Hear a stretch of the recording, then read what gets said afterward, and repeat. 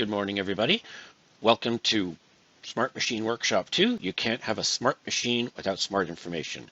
My name is Joe Daly. I'm the Industrial Control Product Manager at Gerrie Electric, and presenting with me is Matt Dodds, the Intelligent Device Product Manager at Gerrie Electric. This is part 2 of a 5-series workshop. We'll be presenting these once a week. If you have questions throughout the presentation, please feel free to type them into the chat and we will take them up at the end of the session. Over the years, we have seen great evolution in technology. We've gone from bag phones to flip phones to smartphones with all kinds of apps. On the internet side, we've gone from no internet to slow internet to high-speed internet, all in a matter of 30 years. How has the change of technology impacted the factory floor? Augmented reality has enabled complex tasks to be visually broken down into steps that a new operator can easily follow, reducing the learning curve and reducing mistakes.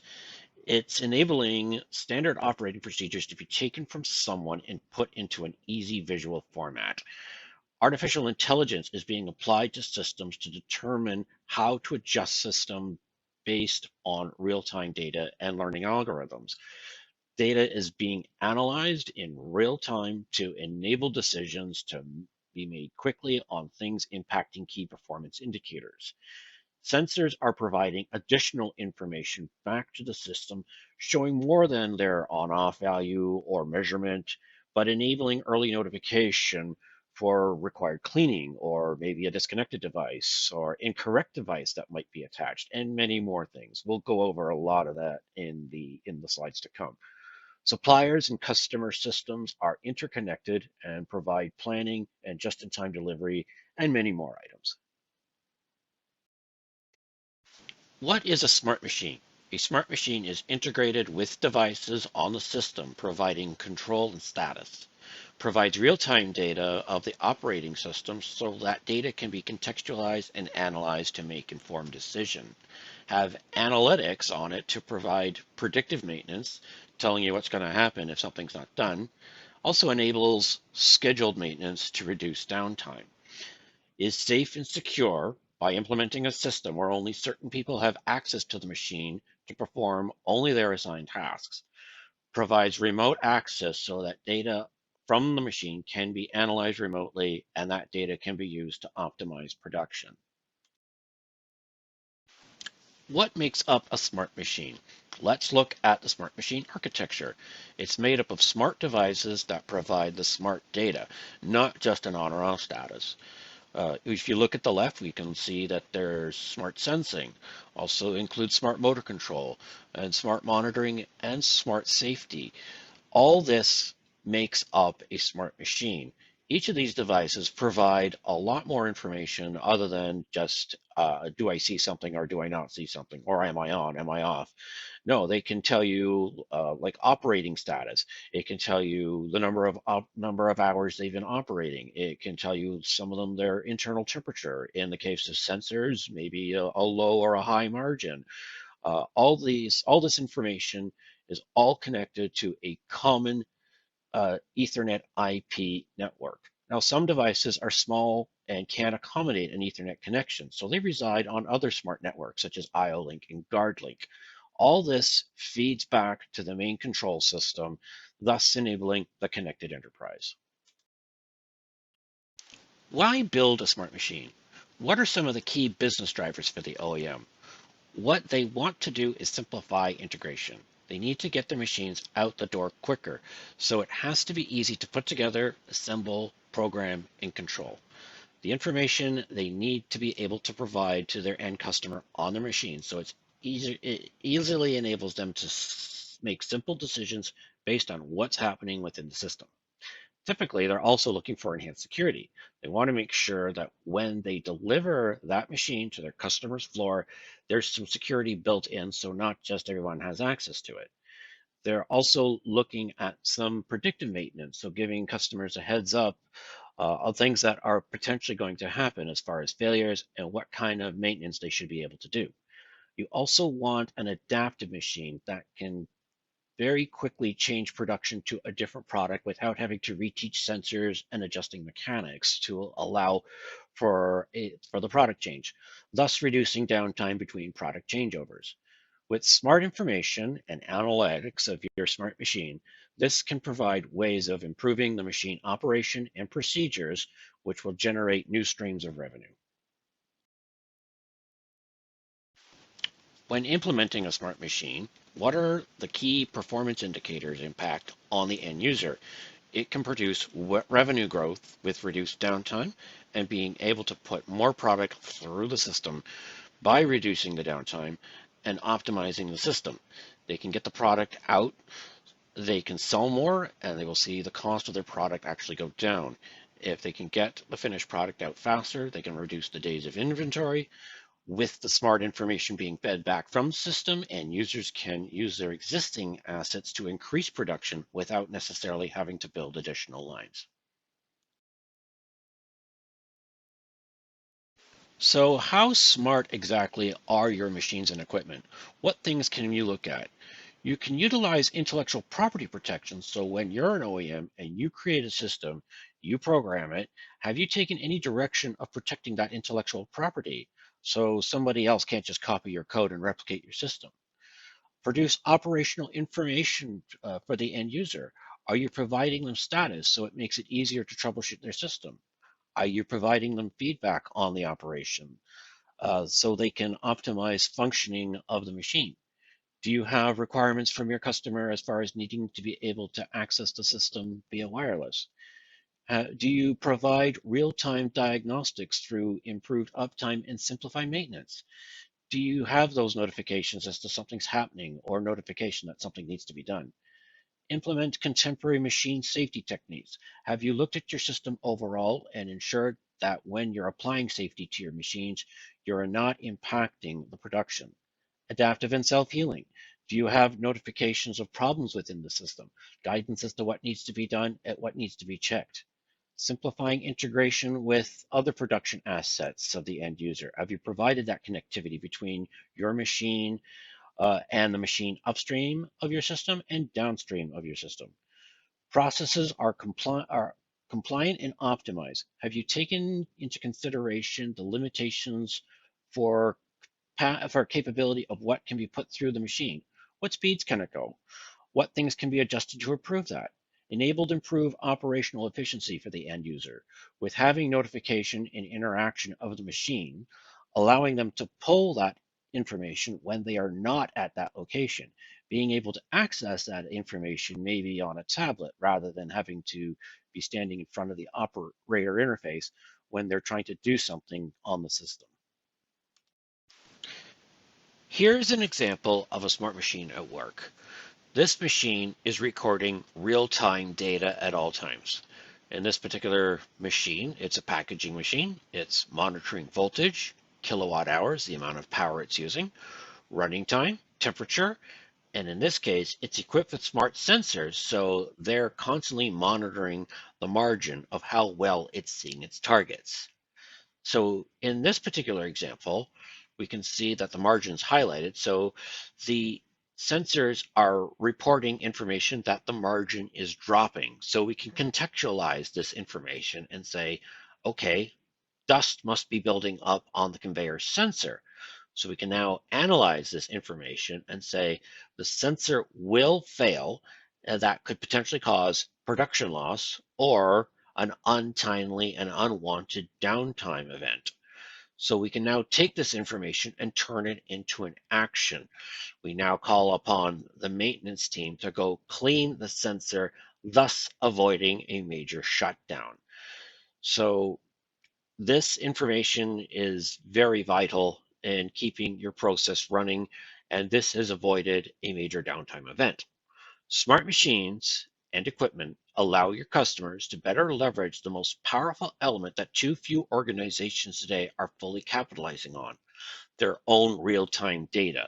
This intangible commodity is the key to better understanding of the optimal performance of the most at the most granular level so they can improve operations and produce more at a highly quality levels in a more efficient manner. Smart machines and equipment provide unprecedented access to real-time data that can be turned into intangible information. Data can be logged and analyzed to help workers make better decisions and ultimately optimize not only the equipment, but the manufacturing process. When connected via an open network standard architecture such as Ethernet IP, provide greater connectivity in enabling real-time collaboration and data sharing and upstream and downstream across all levels of the organization's enterprise. These capabilities are creating new opportunities for organizations to achieve faster and more productive processes, produce higher quality products at lower costs, increase productivity, support regulatory compliance, identify and address worker safety issues, optimize supply chains.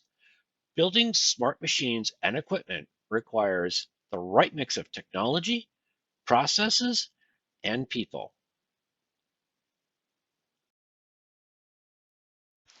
Let's talk about another way that analytics can prevent unscheduled downtime. Here we have a log cutting machine that takes a log and determines the number of boards that can be cut from the log, and then cuts the log to produce a predetermined boards. Photoelectric and laser sensors are very popular and necessary in this environment to help with the size and placement of the log. The challenge is the environment, a very dusty and non-climate controlled area.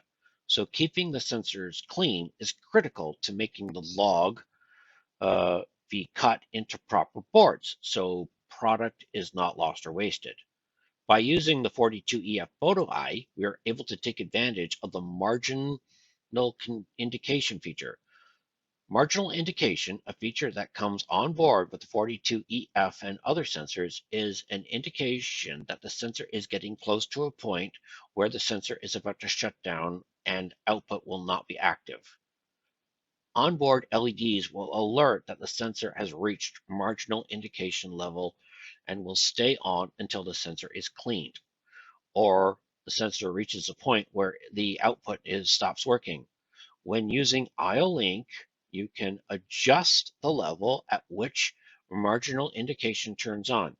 This feature is huge that you can now take action when the sensor is starting to get close to failing versus the sensor failing, then being reactive and having loss of production and or unexpected downtime.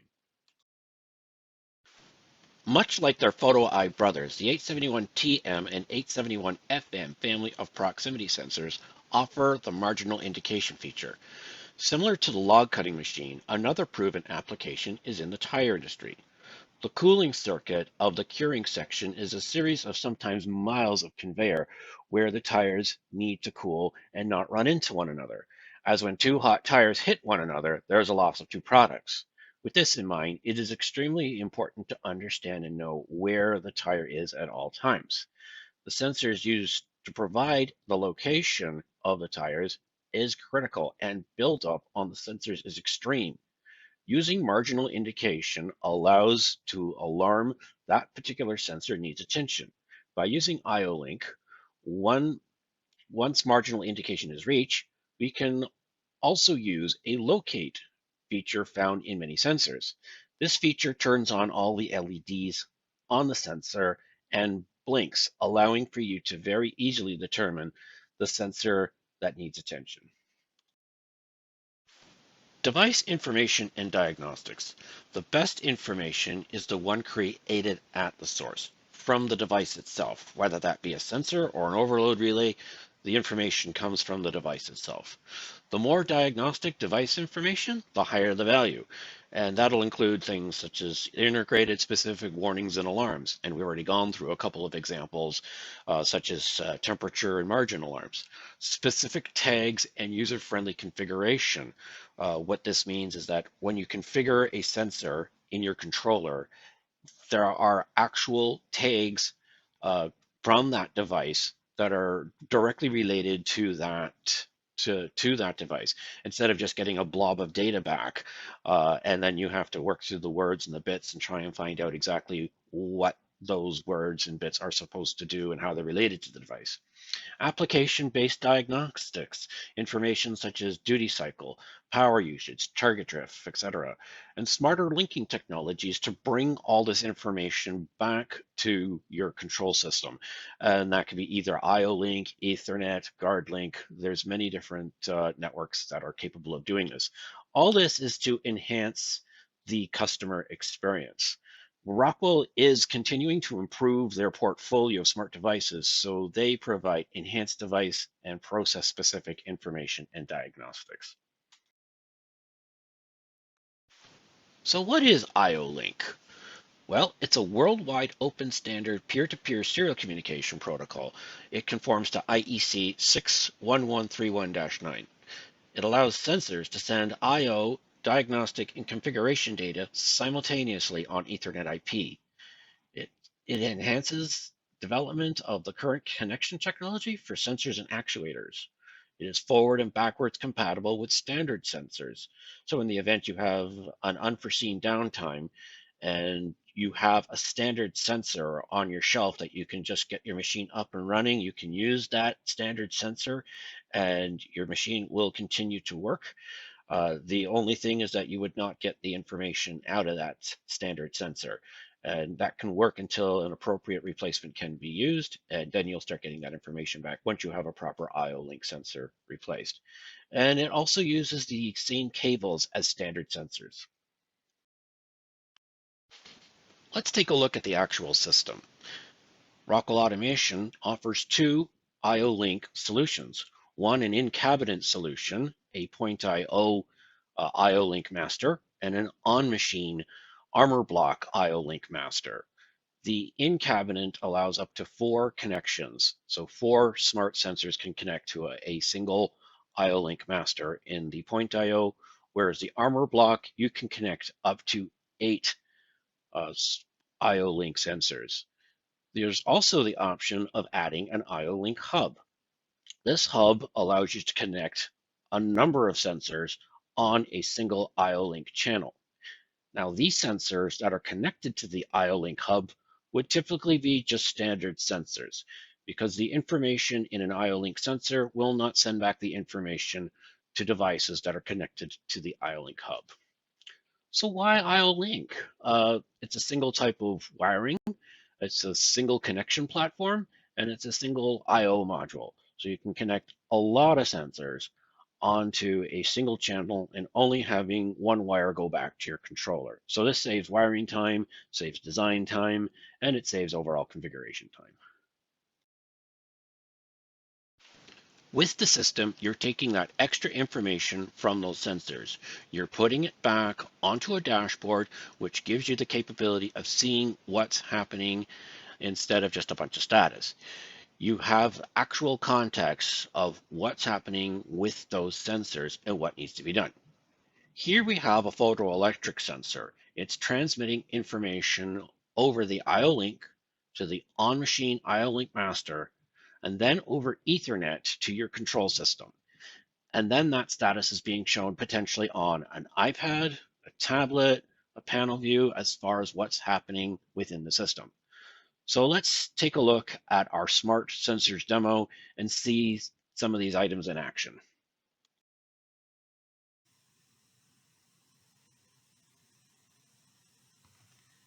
So the first thing I'm going to do is just show you the system that I'm working with for this demo.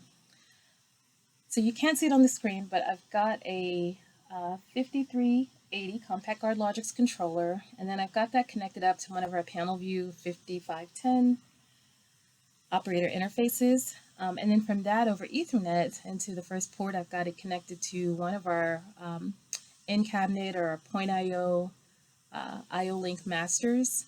And then from there, I've got it connected over to our on-machine solution, which is our 1732 E IO link master. And then these are the associated sensors and then an IO link hub that I've got connected up in my demo.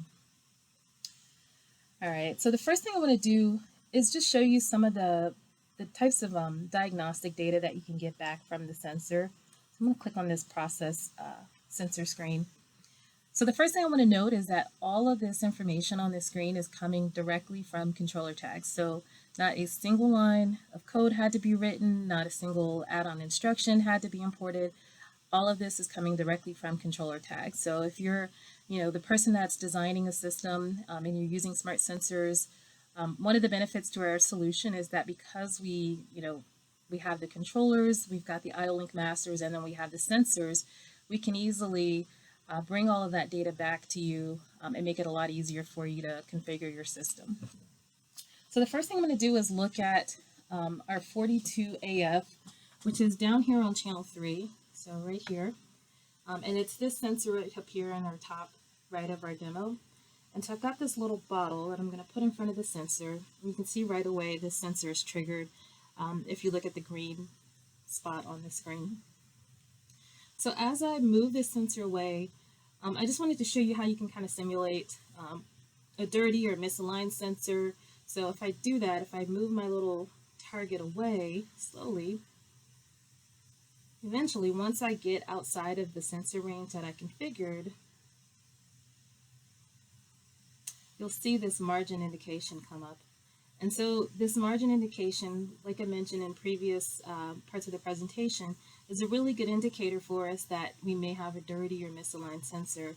And so what you could do is take this controller tag for margin indication and easily, send out an alert or an alarm to signify to some operator that they need to go in and adjust or, monitor this sensor.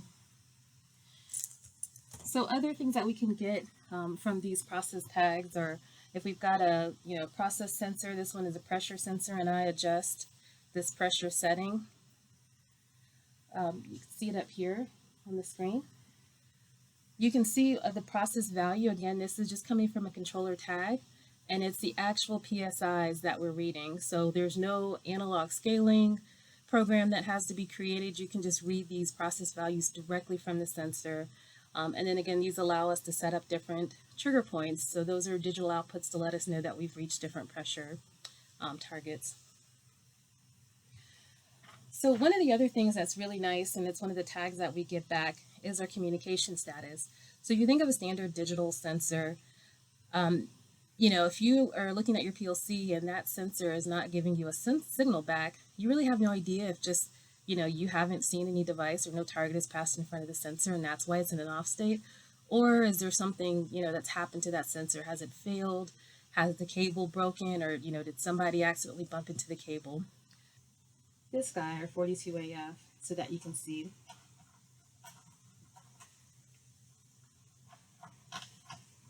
And then in that bottom, you can see here that my sensor is no longer connected to the system. So I'm going to connect this back up. And we can see that we've reestablished connection.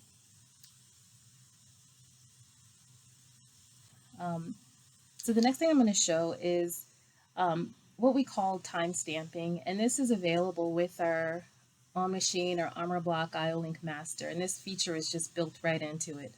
So this one is for change of state. And we're going to look at our 4060FA down here. And this is a fiber optic amplifier. This sensor is ideal for applications where you just have a very tight space and you can't fit a traditional sensor. This is a perfect solution for that. And again, we have this on IO-Link, so we get a lot of the additional diagnostic data back from it that we don't get from a traditional standard digital sensor. So I'm going to use this same bottle target and just pass it through the sensor.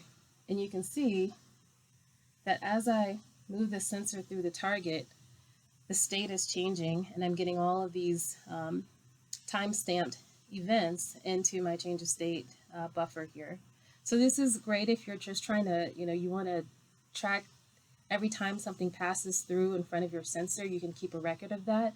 If you're doing any kind of testing and you just want to, test response time, anything like that, this would be a great way or great use of this, this event time stamping. So alternatively, if we're looking at doing some type of troubleshooting, I'm going to go ahead and clear out this buffer. We also have one, we can also do the same thing and track different types of, faults or events that may have occurred with our sensor. So I'm going to use this same fiber optic amplifier. But what I'm going to do now is actually go in and just disconnect this sensor. So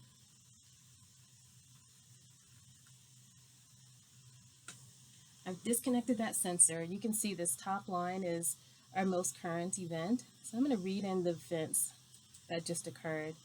And so you can see here that, our sensor is detected that something's happened, and then we realize the sensor is disconnected. We try to reset that channel, and we realize the sensor is still disconnected. So this is all, again, if you realize that, you had, components or boxes falling off of the conveyor and you're trying to figure out what happened, you can go back into that event buffer and see exactly that, something was disconnected. I just happen to have another sensor next to me. This is one of our polarized light array, new sensor that we released. So I'm just going to show you what happens. Let's say you were trying to replace a couple of sensors at the same time, and you accidentally put the wrong sensor, connected the wrong sensor back up.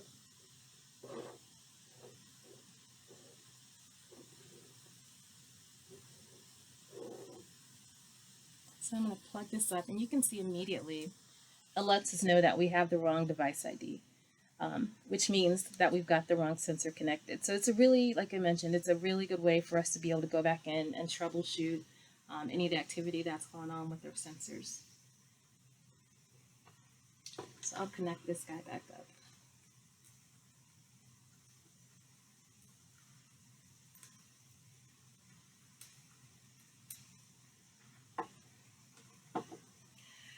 All right. So in later sessions, we'll actually talk more about, how you can pull all of this type of diagnostic data from your sensors and use them in different tools that'll give you a little bit more a holistic view of your either machine or of your, entire system or operation floor. But just if we're wanting to get some of that real-time data back at the device level, one of the things that we've created are really nice face plates, and these will work for panel view 5000s as well as our panel view plus 7s. But what this does is it gives you that real-time data back in a nice visual format that, again, will allow you to do any type of troubleshooting or any type of preventative maintenance. So I'm going to take a look again at my 42EF. And so, I mentioned, let's say that we got this margin alarm for the sensor. And so we realize that, this sensor needs to have some type of maintenance done to it. We alert the operator that, hey, this sensor needs to get some maintenance work done. And so the operator doesn't know where to go find that sensor. So one of the nice things that we built into many of our sensors is this location indicator. So I can go to my faceplate, hit locate, and now you can see my sensors flashing. So it makes it really easy if you're walking down the line of a conveyor, you can easily locate which sensor needs to be addressed. Again, we get back a lot of the real-time information. So if I just want to put a target in front of it and see when that target's been triggered, I can go in, and this faceplate kind of helps me to trend so I can see what's been going on. Likewise, if I just want to look at maybe the health of my sensor. So one of the things that I did mention is that a lot of these sensors, they also give you some additional information so that you can kind of understand the health of the sensor. So, one of the parameters I like is this operating hour. It's got you could, if you've got a very critical application, this is a parameter that you could monitor so that if you got to a point where you're reaching kind of near the end of the operating hours of that sensor, you could automatically, alert your procurement team or someone that you need to go and order a new replacement sensor.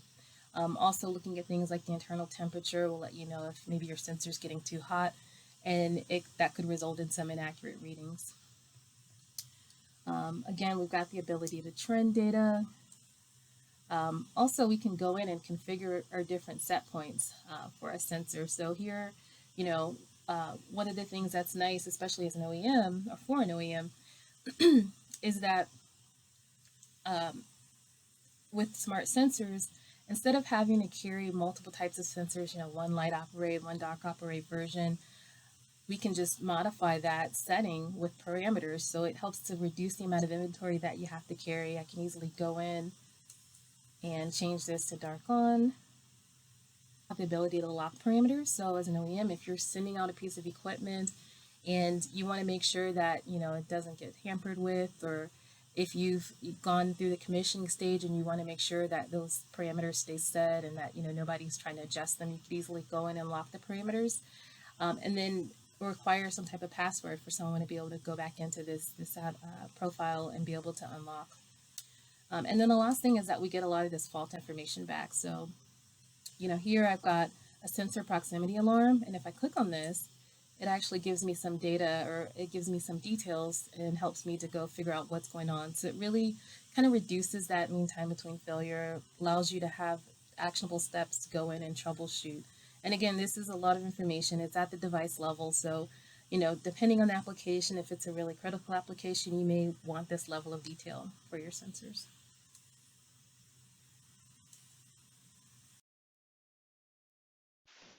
Just to recap what we saw in the video, smart sensors offer timestamp diagnostic and sensor health. These help you pinpoint sensor events and input data for real-time monitoring of sensor cable damage, sensor or cable replacement. Easy to detect when a sensor is dirty, misaligned, or possibly overheating. Easily gather sensor data for triggered status, trigger margin, or trigger proximity. Automatic device configuration. So when replacing an IO-Link sensor or IO-Link masters, it's done very easily. All the configurations are stored in the Logix controller.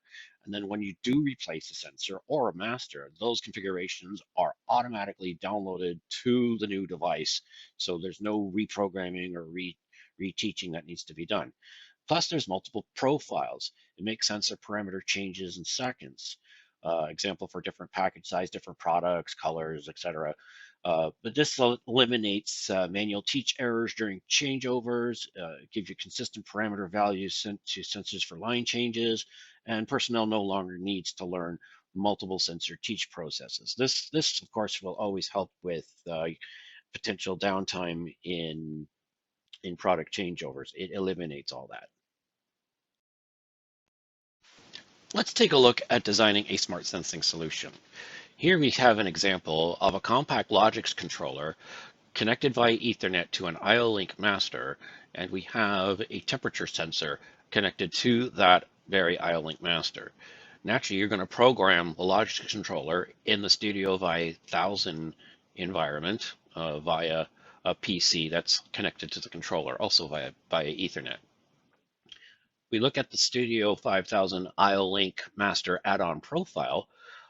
You can add the sensors to the IO-Link master manually by selecting the appropriate file in the IODD file register. Or if you have the latest version of the add-on profile, you can actually do a search and see which sensors or devices are actually connected to the IO-Link master.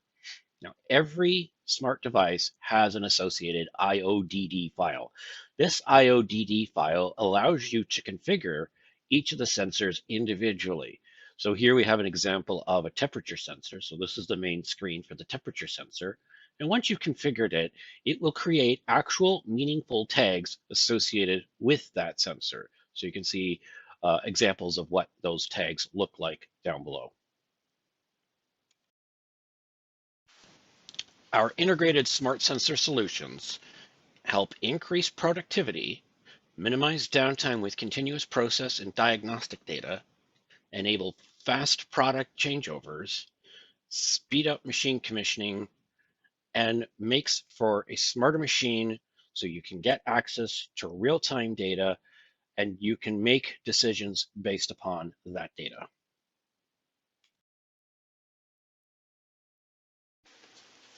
Here's an example of Rockwell Automation Smart Sensor portfolio. Here you see both types of IO-Link masters, the in-cabinet point IO master and the on-machine out-of-cabinet IO-Link master. It shows multiple different sensors that are available on IO-Link, such as color sensors, distant measurement sensors, proximity sensors, all with IO-Link capabilities. Also being demonstrated here is using the IO-Link channels. You can connect discrete sensors that may not necessarily be IO-Link, but they can connect via IO-Link through an IO-Link hub. And you can see examples of both of those hubs each connected to an IO-Link channel on the appropriate IO-Link master. And of course, this all communicates back through Ethernet to a controller and then all the information that's gathered from the smart sensors can be viewed on an HMI or even remotely through either a phone or a tablet, provided you have proper connections for that. And it's all configured and easily put together in the Studio 5000 software. We've talked a lot about IO-Link and sensors that reside on IO-Link, but there are some sensors that also reside on the Ethernet IP network. These devices are larger and more complex, so it makes sense for these various sensors to be on Ethernet IP. And we're talking sensors and systems like RFID, barcode readers, encoders, and a new 3D sensor, which I'm going to talk about next, known as the SWIFT-D. Time of flight is a well-known technology. It measures the time taken by an object, particle, or wave to travel a distance through a medium. It's a technology used in many types of sensors. For example, ultrasonic, laser measurement, or even some photoelectric sensors. The technology has been used since the 1960s. One example being when the Apollo missions left retroreflectors on the moon to allow for measurement of the distance between Earth and the moon using pulsating lasers and time of flight. Now, new technology developments allow for the time of flight measurement from every pixel in a large 640 by 480 pixel frame, covering a large area with more than 300,000 measurement points. This is the technology behind the SWIFT-D. SWIFT-D leverages the time of flight technology by emitting its own infrared light and then measuring the distance it traveled. This results in an independent distant measurement for every pixel. But this by itself is not useful enough to make control system decisions. That's why we introduced the concept of virtual sensing zones. By using virtual sensing zones, the user can now create virtual sensors anywhere they want, up to 64, and save this configuration as a template. You can save up to 255 templates can be stored in the SWIFT-D. Each template can be defined for a different product configuration, production situation, or validation need.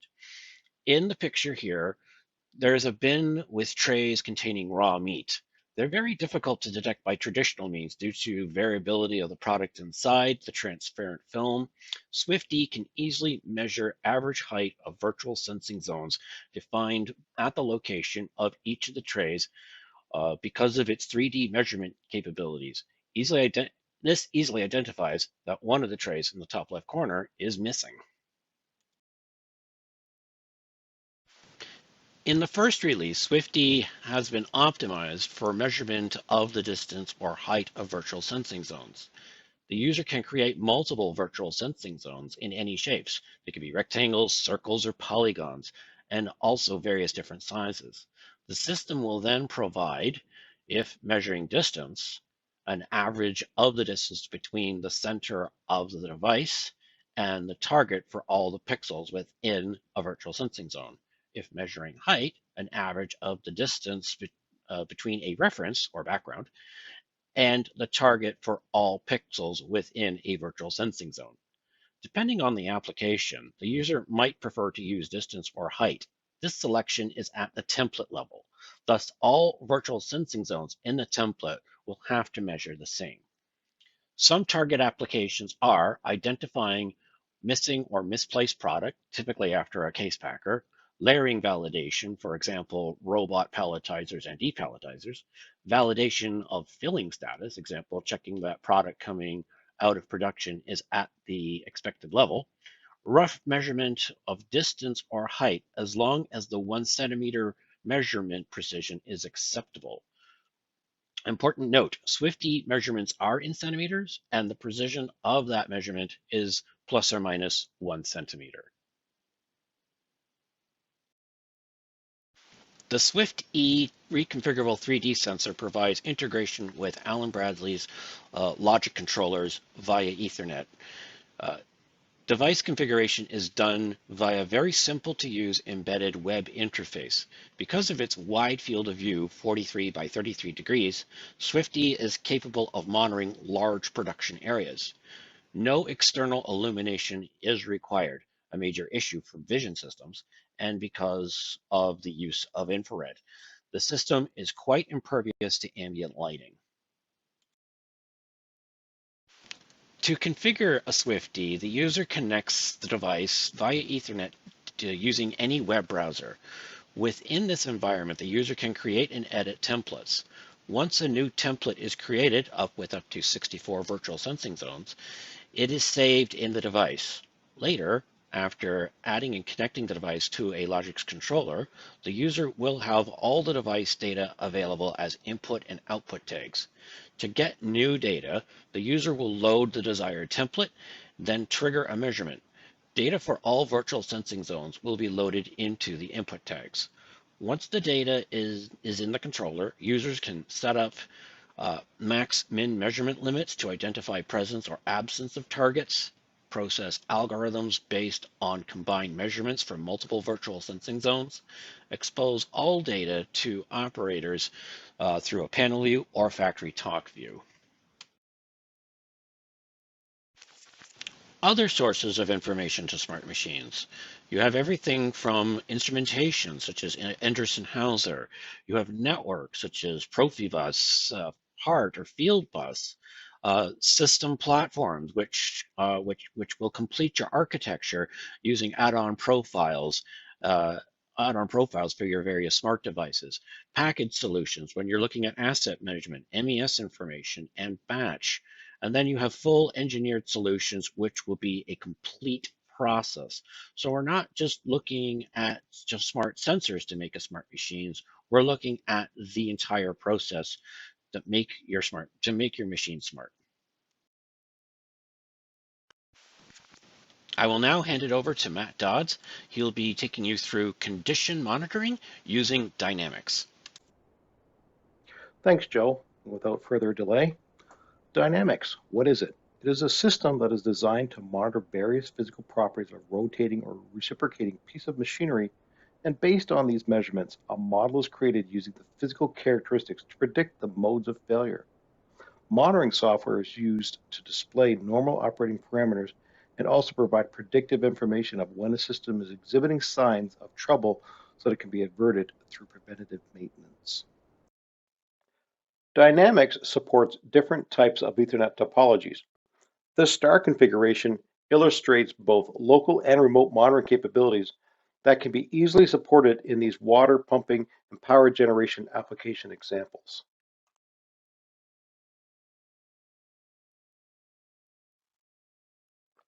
Dynamics also supports DLR or device level ring Ethernet topology for the most critical assets. Discrete monitors and controllers can be placed wherever needed to support the application.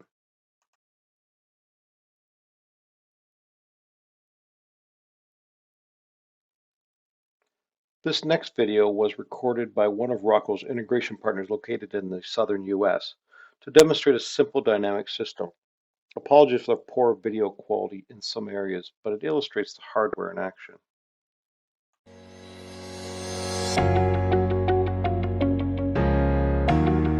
Good afternoon, Troy Davis here with MDI Machine Diagnostics Incorporated, here today to talk about the Rockwell Dynamics 1444 Continuous Online Monitoring Vibration System. It is like any other I/O system that Rockwell has in your facility. A little bit about MDI. We have a corporate office located in Americus, Georgia, an office in Orangeburg, South Carolina, and a third office in Macon, Georgia.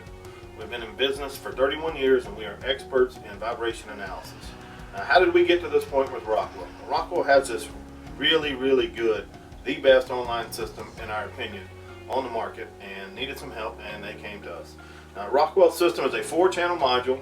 Each channel will read out 240,000 cycles per minute. Each channel is 100% customizable to your specific asset. When I say that, let's imagine this being a 250 horsepower motor. Typically the drive-in motor bearing is bigger than the non-drive-in motor bearing, which gives us different fault frequencies. Those fault frequencies can be programmed into this system. And if we look over here, let's take a SKF 6320 bearing at 1780 RPM. The outer race fault is 8750, the inner race is 5460. The ball spin is 633631, and the cage frequency is 6760. We can program each one of those fault frequencies into each channel on the system. Now, each channel will hold 13 anomalies we can program. So not only can we program these 4 to cover that bearing, we can program an alignment issue, a gear mesh issue, an imbalance issue, whatever you want to program. You know, even as far as rotor bar pass frequencies or electrical fault frequencies can be programmed in here. And that's the thing that makes this thing special, is that it's taking a reading every 30 milliseconds and doing nothing but scanning for these programmed fault frequencies that have been programmed in here. We're going to do a quick demonstration here today. We'll show you the cabinet, the PLC, the module, the TAC module, and the panel view. We'll do a run with the machine running smooth, and then we're going to put it into an imbalance condition. So if you want to show here, let me turn the machine on here. We're going to get our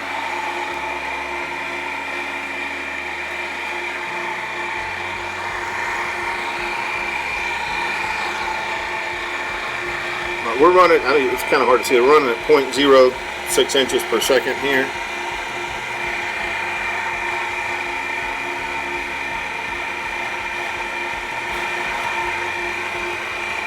.06 inches per second on the drive and non-drive end at 1775 RPM. Now let's zoom back and we'll show them here. This is the 4-channel module. Now if you have your walk-around programs, this is really good from a safety feature. If these are, if you have this wired up behind the cage, you can still plug in with your BNC for your route guides that collect your data to pull that. This is the TAC module, this is a PLC, this is the power supply. So what we're going to do now is we're going to turn our trainer off here. We're going to put a dime in here to give us some weight, and this is going to pull the unbalanced condition on this based off the speed from the TAC module. So we're going to see now, we're still at 1776 RPM, and it's telling us we have a high vibration in the driving and the rotor and the non-driving rotor. We're running at 0.25 inches per second and at 0.42 inches per second on this. So what this thing's doing is it's taking a reading every 30 milliseconds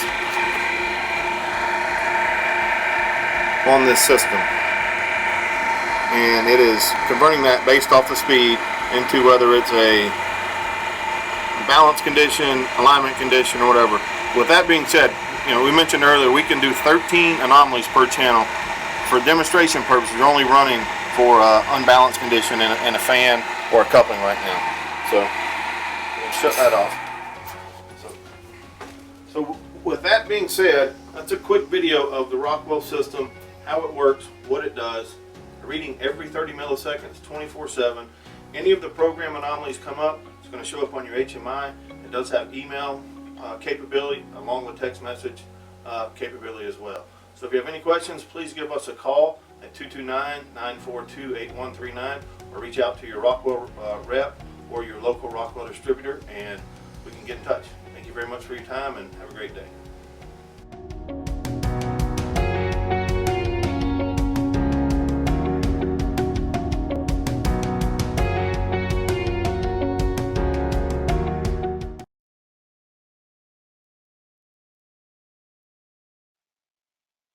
Here are a few simple examples of where the dynamic system can be used. A simple belt drive fan, a pump, a milling machine with meshing gear sets, a turbine generator, wind turbine. The dynamic system can be programmed and installed on any type of rotating equipment. The advantage to the dynamic system is that it is like any other I/O module that Rockwell has, and it is fully programmable to each system asset. So what am I referring to? Take a 250 horsepower motor with a drive end SKF 6320 bearing and a non-drive end 6319 bearing. Each of these bearings has a separate fault frequency based on speed at the bearing location. These are both assets.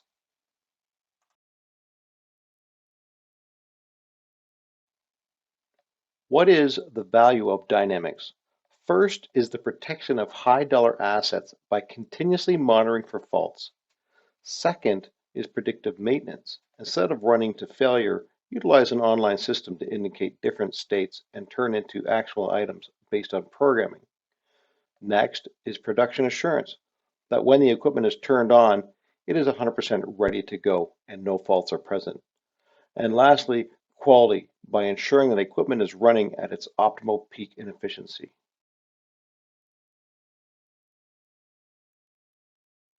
What can be programmed into the Dynamics module? Mechanical attributes such as vane pass frequencies, which is the speed of the shaft times the number of vanes on a pump, the blade frequency, and gear tooth frequency. Additionally, electrical attributes can be added like line frequency, rotor bar pass frequency, stator slot pass frequency. Speed is essential to knowing all of these things. This is an example of a vane pass frequency on a pump. Over here on the right is the elevated vane pass frequency. That is simply the number of vanes on a pump times the RPM. As the magnitude increases, it means there is more wear and tear on the impeller of the pump. In addition, a few months after this measurement was taken, the pump ended up failing.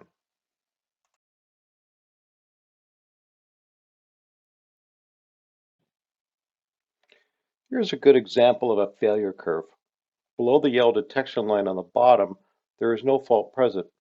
Moving above the yellow line, a problem is detected. The next line above is for the alarm level, where you don't want to let things get to. The critical asset needs to be changed out before it gets to a critical level. Often, if things get to the alarm level, it is too late.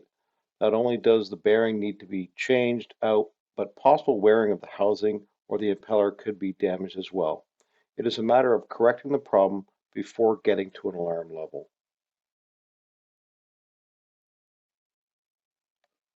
In this graph of a frequency spectrum, it shows an unbalanced condition, a misalignment condition, mechanical looseness, bearing wear, impeller issues, cavitation. Why is this important? This can all be programmed into the Dynamics module based on knowns. Unbalance is always at 1 times the running speed. Misalignment is always at harmonics of running speed. Mechanical looseness is multiples of harmonics of running speed. Bearing wear is a non-synchronous of running speed. It is the bearing factor times the running speed. Cavitation is air getting through the pumps and causing the impeller frequency to change.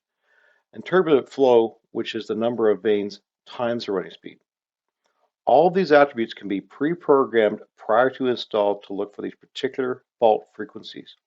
The module is taking a reading every 30 milliseconds, meaning it is as close to real time as possible for monitoring critical assets. When using the Dynamics 1444 with a variable frequency drive, the speed can be fed into the module and it can recalculate every 30 milliseconds.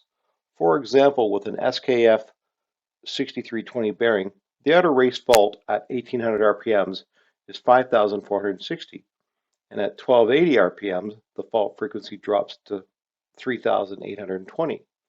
The module recalculates and now scans to look for the fault at the new frequency at the new running speed.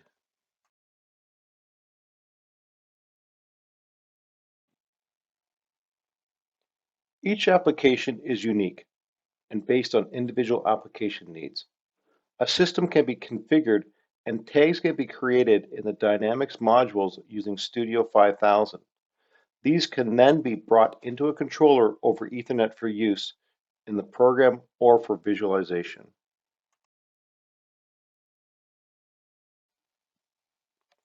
Once tags are brought into the controller, they can be used like any other tag to display information.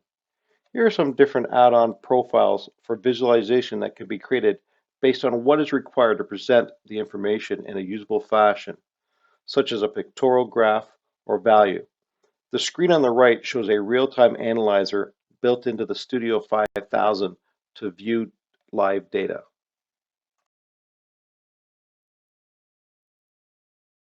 Top left illustration represents the photo on the bottom of a Dynamics application with a salt well chipper. The picture in the upper right shows the Dynamics modules installed in a control panel. In this application, there were two 1250 horsepower motors running a single reduction gearbox with an 1800 RPM gearbox input and 287 RPM gearbox output. This along with two large SKF bearings on each side. With the specs for each piece of hardware used in this application, the vibration profile was created offline and programmed into the modules. This, along with temperature sensors, were used to solve this application. 3 sensors were used on each motor, 4 on the gearbox, and 2 sensors on each of the pillow block bearings. 8 Dynamics 1444 modules were used to solve this application. Each module has its own IP address and 2 Ethernet ports, and were daisy-chained back to a single drop.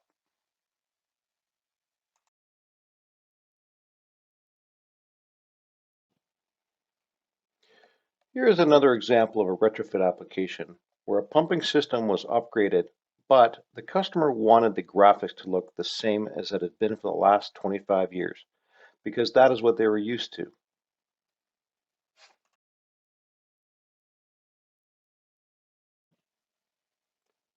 Continuing on from the previous slide illustrating a pictorial of a pumping application is a screen providing more details showing actual vibration data from each of the channels associated with each pump in both bar graph and numeric formats.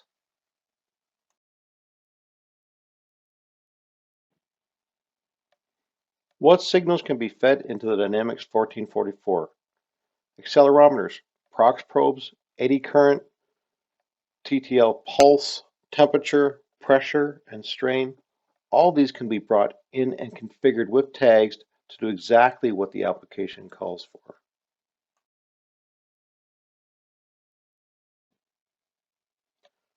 Dynamics is comprised of the input modules for capturing and analyzing the information and configured in Studio 5000.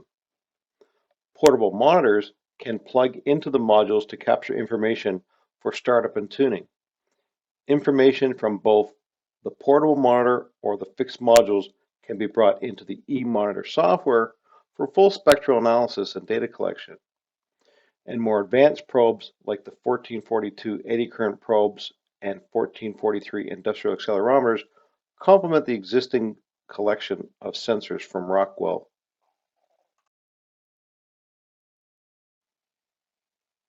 In conclusion, the plan traditionally involves your proposal concept, your design, your manufacturing, your commissioning, and your controls testing at some point.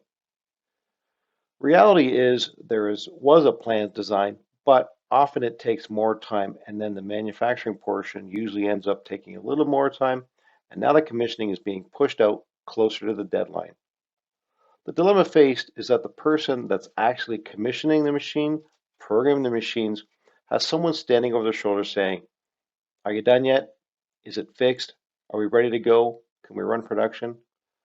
Now, tools allow for some of these digital portions and controls testing traditionally performed during the commissioning phase to be performed during the manufacturing phase, so by the time you come to the commissioning portion, not as much time needs to be spent on controls testing because a lot of that was done up front. As with the dynamic system, during the design phase, information can be collected so that during the manufacturing phase, the modules are pre-programmed and during commissioning just need to be verified.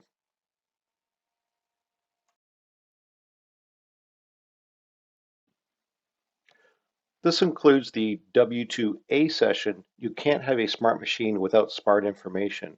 Be sure to join us for our other sessions, A Smart Machine Must Be Safe, Solving Big Problems with Smart Data, and How Will a Smart Machine Make Me Money? Thank you for attending.